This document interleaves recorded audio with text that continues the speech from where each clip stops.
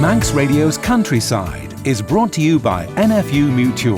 Hello and welcome to Countryside here on Manx Radio. I'm Simon Clark. And I'm Kirree. On Sunday, I went along to Laxey to the 13th Seed Swap and Plant Share. I went out with the Airsoft group out Kirree and spoke to a couple of the members there. And also I spoke to dairy farmer on the Isle of Man, Jacob Duggan.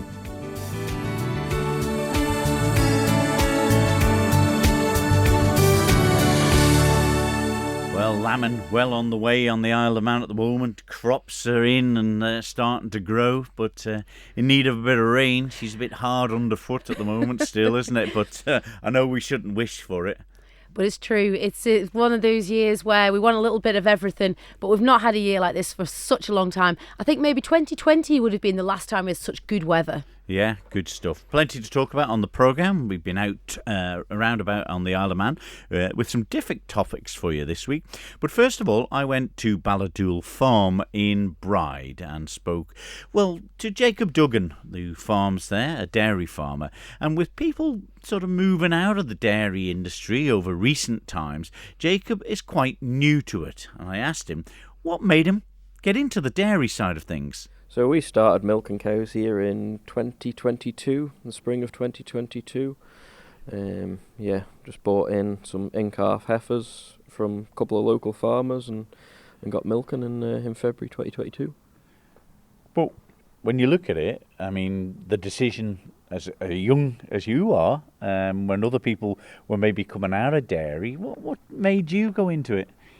So I'd worked on a dairy farm down south, and I don't know, I've always been told by my teachers I'd never work for anyone, I'd always be my own boss, so don't like instructions from other people too much. So the decision was that, we took the lease on myself in my own right in 2019 on the farm, and to get something that would pay for myself to be here full time, the only option would be dairy cows, so that's where the decision came from. Yeah, but of course Balladool here, it's been a family thing for quite a number of years in the dairy side of things, though, hasn't it? Yeah, so Grandad gave up in 2009, just due to his retirement age, I suppose. Although he's still out here working every day at 81 this year. So, but he came out of it. So we were quite lucky when we did go into it. There wasn't a massive spending on infrastructure. The parlour was still here. We had to replace a bit of pipe work and bits like that, but the basis for a dairy enterprise on Balladool was already here, thanks to his work in the past. Well, when you look back at it when you started, was it a big contrast between the old sort of style of your granddad and you coming in as a youngster doing it, or was it basically the same sort of technology, or had things moved on? Yeah, pretty much the same technology. Yeah, we did make some updates in the parlour, but nothing major. As for the cows, I'd say the cows have probably gotten a little bit smaller from Grandad's day.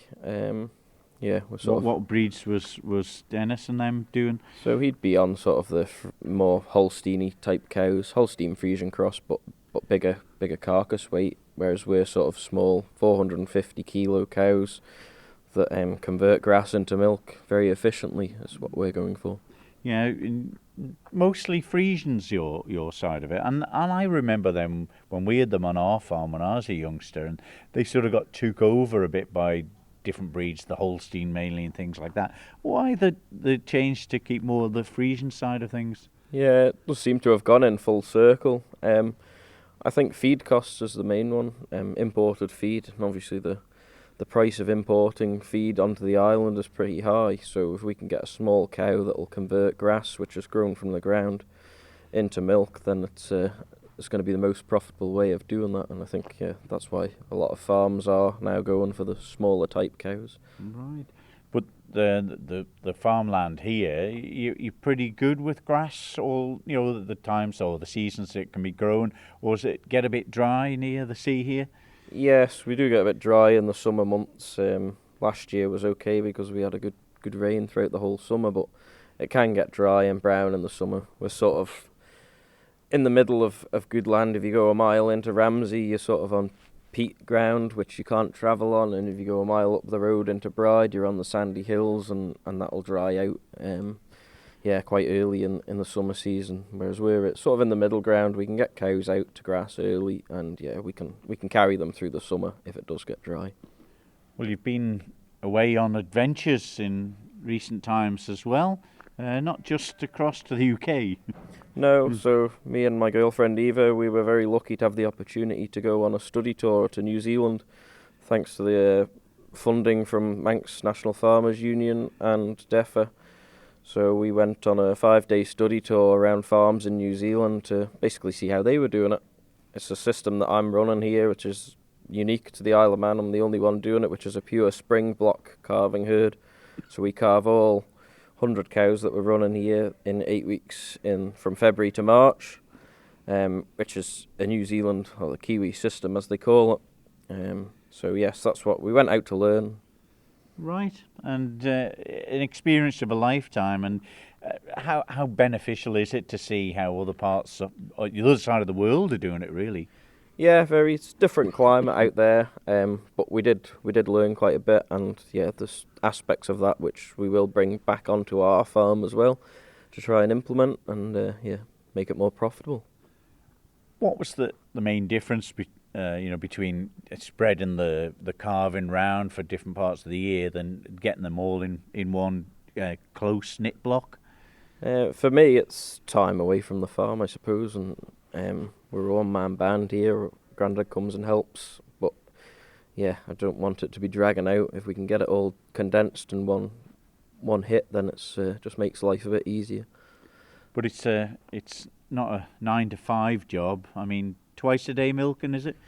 Yeah, so we again probably differ from the rest of the norm, but we milk twice a day till about halfway through the season, so sort of July, August time. Then we'll drop the cows down to milking 3 times every 2 days. So we'll do an early morning, a late milking, and then the next day we'll just do an afternoon milking in the middle of the day.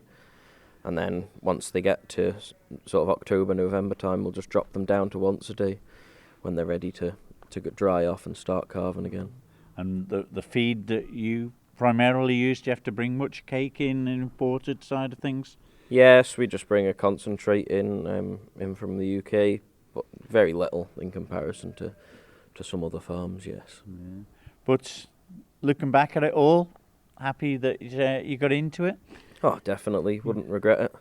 There's some miserable wet days that you probably would, but a day like today, the sun's cracking the sky, so definitely wouldn't ever regret it. Jacob Duggan from Balladool Farm in Bride, a dairy farmer then, telling us all about how he got started and why, and also his trip to New Zealand, which was a fantastic opportunity for them to go out there and see how they do their farming techniques, and particularly in the dairy side of things over there. So. Such a young, enthusiastic young farmer, and to have the opportunity to learn and take that knowledge back to the island and implement it onto his farm.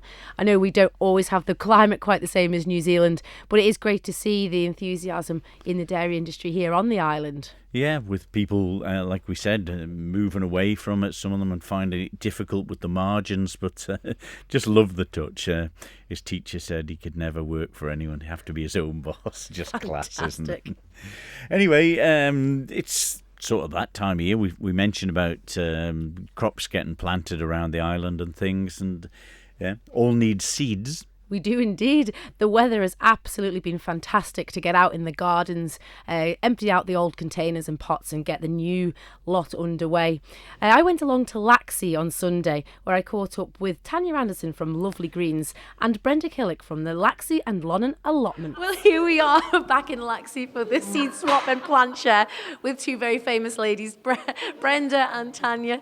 Well, Tanya, how did today go? Beautiful day outside. It was beautiful, nice sunny weather, everything cooperated with us. So we had it actually on a Sunday this time. Usually it's a Saturday, so I think a lot more people were able to come. Went on for 2 hours, and it was so comfortable here in the Institute. Lots of people flowing through, bringing plants, bringing seeds, things to share, things to take away. It's been great. And this has been running now, the Seed Swap and Plant Share, for a number of years. I know I've been missing from it for a couple of years, but it's gone from strength to strength. Brenda, is it 13 years or is this the 14th? It's 13 or 14, I can't remember. Yeah. Time And flies have when you you're done enjoying every- yourself, you know. This is it. And have you been in attendance of each one of these? We have, yeah, because we started it, and it's just got out of hand now, hasn't it? But people are enjoying it, and they're coming back. We see the same people coming back every year, and the same people winning prizes at the raffle every year. And talking about the raffle, what a spread of prizes, donations. We've had incredible support from the business community, other garden centres, so Kirree Garden Centre, the Laxey Glen, Ballinevin Compost, and the Minx Wildlife Trust, who were upstairs today too. They donated a membership. It's been fantastic. And how do you get people involved with it? Because it's ever evolving, seemingly. Well, it's a bit grassroots, isn't it? So, yeah, we collect emails. So if people want to find out about the next event, we email the next year. And so people get reminders, and it's on social media and all of that. But people know to watch out because it is such a great event for picking up basically free plants and seeds to start off your garden. So it's a no-brainer, really. Absolutely. And this time of year, Brenda, it's perfect to get your pots all out, tidied up, and get the seeds in the ground. Well, it is, but it's also a good, plan really to get rid of things you don't need. That's true. Especially because we have a table with freebies, you know, so it's pots or anything, Books. really. But maybe not so many books this year, thank goodness. But it's an ideal way for young gardeners to get started as well. There's so much experience in this one room. It's incredible. I think when we started, that was the idea, wasn't it? To get people involved, and now they know more than us. Speaking for myself, you know, but everyone enjoys it, and it's a social event. You've got homemade cakes provided, you have a hot drink, cold drink, sit, have a chat, and people come back every year and they recognise other people, you know. I can never remember a name, but I always remember a face, and they'll say, "Oh, hi," and I'm saying, "Oh, hi." Haven't a clue. And how has the growing season been so far, Tanya? Oh gosh, it's been a much nicer start to the year than last year. So hopefully everyone heads home with their new acquisitions and gets them sown and planted, and we have a great year this year. And do you see many quirky plants showing up, or some random seeds that have come out of the back of the drawers from somewhere that you haven't seen in a while? You know, I'll be honest, I hardly ever get to look at anything. I'm so busy selling raffle tickets and saying hello and answering questions. I'm going home with two things. One year, I would like to be able to have 10 minutes to walk around. But actually, yes, there are some really cool stuff that plants that come through. People come up and ask, "What is this? What is this?" And yeah, there are some real treasures. And it must be quite tiring for you, because obviously you're a gardener by trade, and your knowledge will be transferred to people maybe not into gardening so much as yourself. Well, you know, I have a lot of people who follow Lovely Greens that come to this event, and there's one particular person, Sebastian, who I would say he's probably about 13, and this is his second year here, and it's just so heartwarming to see just inspiration from gardening local, and also just spreading that knowledge and that passion with the younger generation. It's so good. And what do you get out of it personally? You obviously head on down to the allotment, like good feelings, I imagine. Very much so. Because of, I had a knee replacement, so I couldn't manage the whole plot, so I've given half of it up. I didn't want to give it up completely, because when I was working full-time many years ago, you'd come home wound up like a clock spring, get changed, go to the allotment, and it just melts away.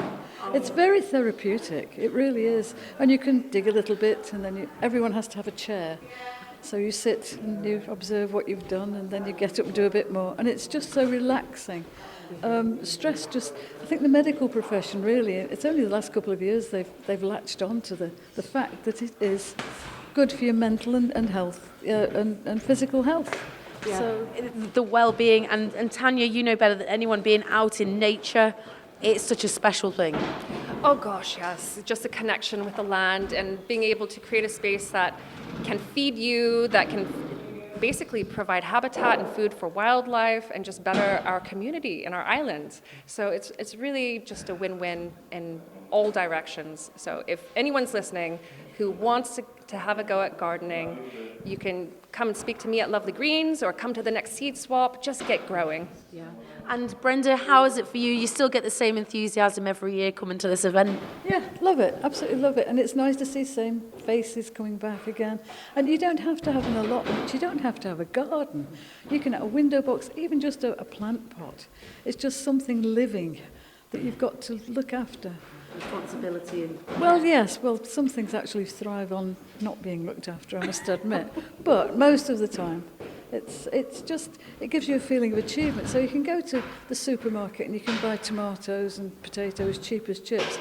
But the thrill of digging up your first potato, it's so childish, but it's gorgeous. It is. And the flavour, the difference in flavour from no home chemicals, produced. nothing added to it. It's natural and it's wonderful. I mean, from a tiny little black pinprick of a seed springs a huge plant with fruit or veg, and it's just amazing. It is. It really is. And do you think a lot more can be done with schools to try and get the next generation into growing more produce at home? You would hope so. A number of schools have gardens. Even the prison has a kitchen garden. It just, people have to connect with nature. I recently went to see Ben Fogel, and he was talking about wilding. And you don't have to live off grid, but it would help if you did, I guess. But it's just to get people out there in the fresh air and to realise how lucky we are to have what we have here, especially in the Isle of Man. Because I think we're absolutely spoiled. 2 minutes out of town, you're in wonderful green countryside, and it's springtime, the best time of year. All the daffodils are out and everything's fresh and green. Wonderful. Can't beat it, can you? So Tanya, how do people get in touch if they're keen to get an allotment? If you go onto Facebook, there's a Facebook group called the Isle of Man Allotment Community, and pinned to the very top of that group, there's a list of all the allotments and contacts. So head over there, have a look, see which one is closest to you. A lot of the allotments have waiting lists, but some might find space. You never know. There we go. That was Tanya Anderson from Lovely Greens, and before that, Brenda Killick from the Laxey and Lonnon allotments. It's great to hear them talk about how great it is and how it changes your mental attitude when you're out and about doing something in allotments or gardens, isn't it? Without doubt, just sitting there taking in the Manx air, the beautiful countryside that we live in. Like Brenda says, we don't realise how lucky we are. And I know we keep saying it on Countryside and to friends on the island, but we are ever so lucky. And this weather for this year has brought the spirits right up in everybody. So yeah, lots of people there, lots of seed swaps getting done, lots of knowledge exchange as well. Fantastic little event. Definitely get it penciled in for next April in your diaries. Indeed, and it's great that we try and get these smells and sounds and information about what we can get from the countryside and how beneficial it can be at times as well.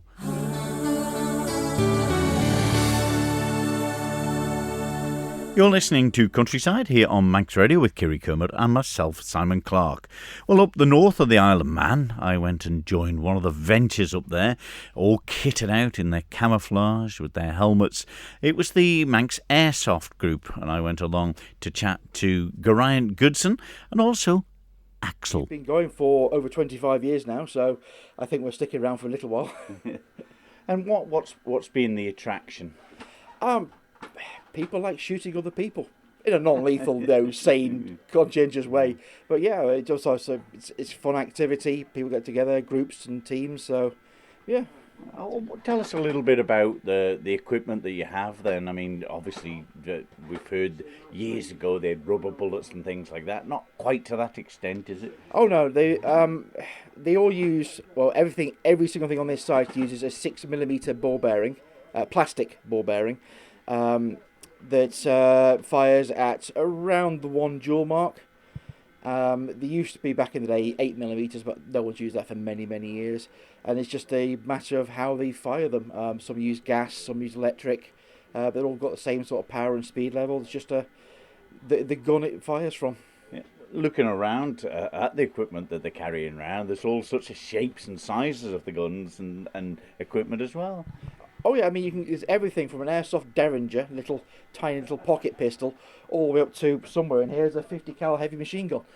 Really? Yeah. Are you allowed, teams are allowed certain amounts of heavy guns, are they? No, we do have a simple rule to stop people using excessive amounts of ammunition. We do limit people to 1,000 rounds per game.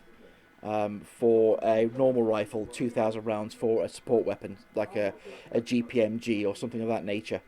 But a GPMG or a support weapon needs to be an actual support weapon, like a real one. It's not just a case of putting the biggest magazine you can on a normal rifle. Yeah. What about if you're in the team and you've been under heavy defence and you've used all the ammunition? Can you borrow some off a teammate, or is that one of the forbidden rules as well? Oh, you can do. I'm not sure how many would give up their ammunition, but I mean, it's rare to go through all your ammunition. I say 1,000 rounds lasts you a long time.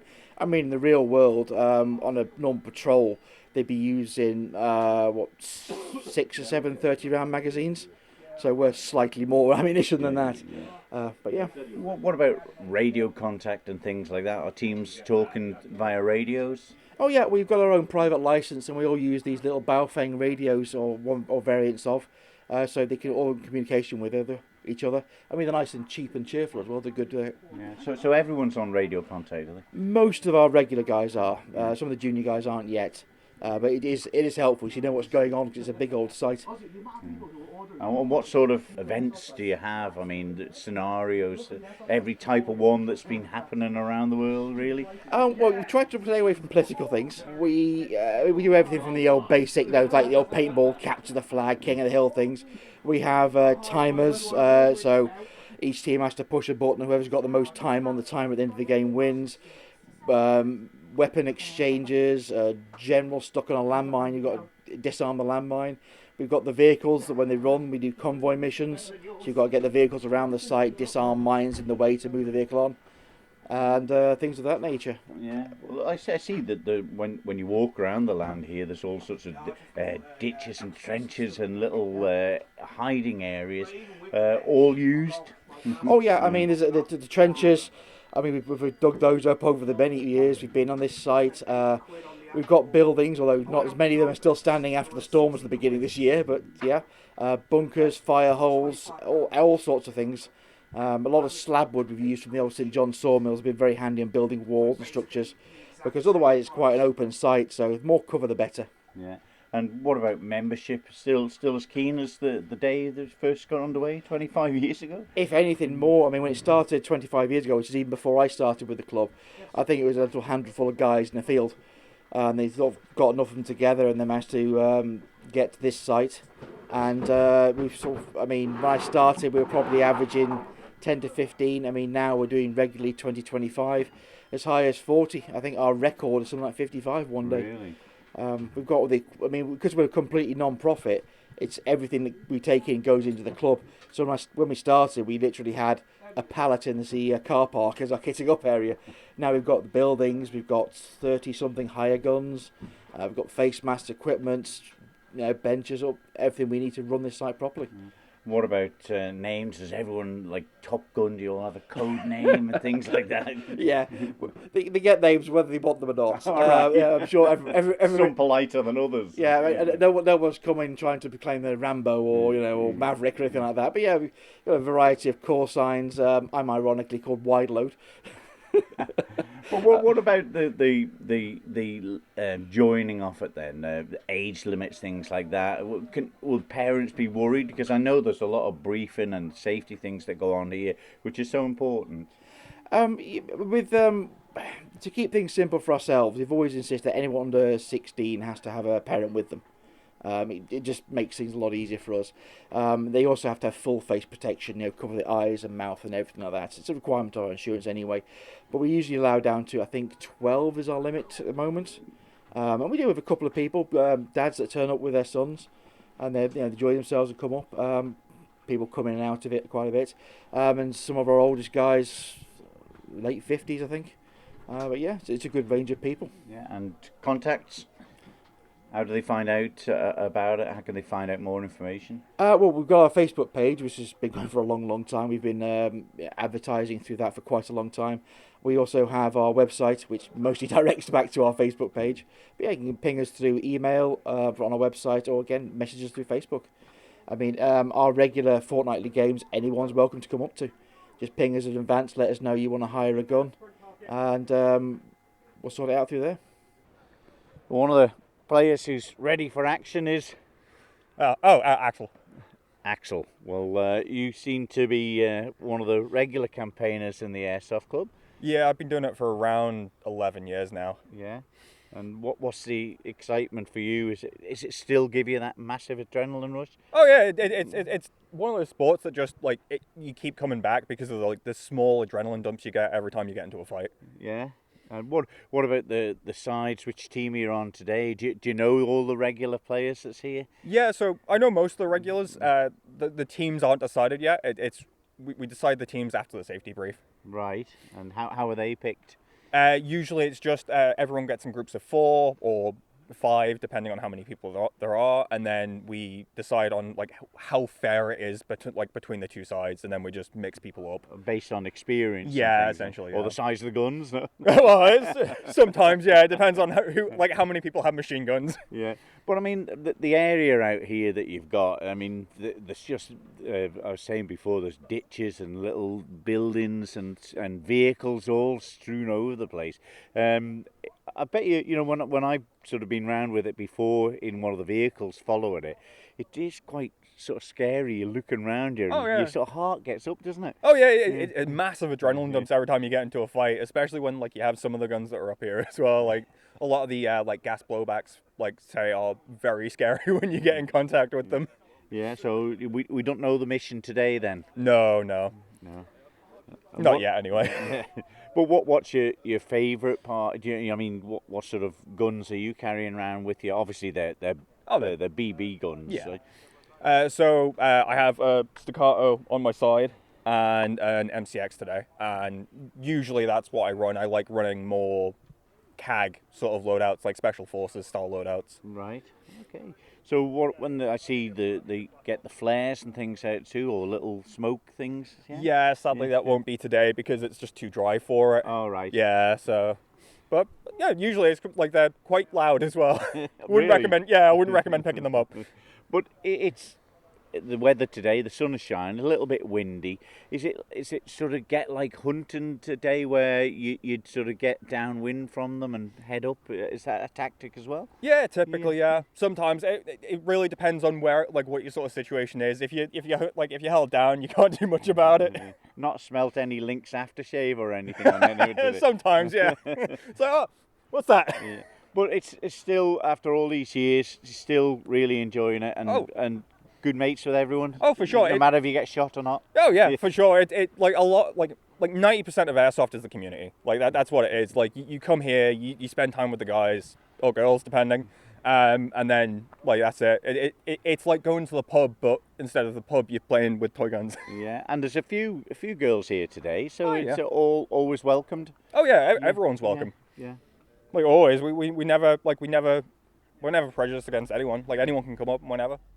There we are. Codename Axel. Not giving any more away than that. And before that, Geraint Goodson from the Manx Airsoft group there, doing a great job. And just to remind you that there are laws on the Isle of Man around the world that the producing or waving of even imitation firearms in public to threaten or offend people. It is a criminal offence, so just be aware of that before you go out and buy these things.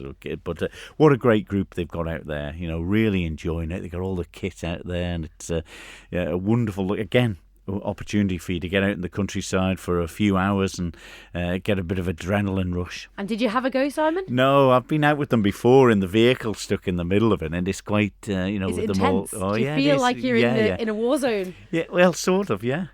And it's just good fun. Of course, all the safety regulations are took care of and explained to people, for all the benefits. So, it's all run very organised as well, and they've got a great team up there. So if you want something to do at the weekends, Manx Airsoft Club, just look them up on Facebook and you can find out all the latest events and any special events that they've got on as well. You have to get yourself out there, Kirree. I'd love to have a go. Yeah, it sounds I'll really pop fun. at you. Oh gosh. Run. Okay, we're back next week with the last in the current series of Countryside. So until then, from me, Simon Clark. And me, Kirree Kermode. We'll see you then. Bye-bye. Bye-bye.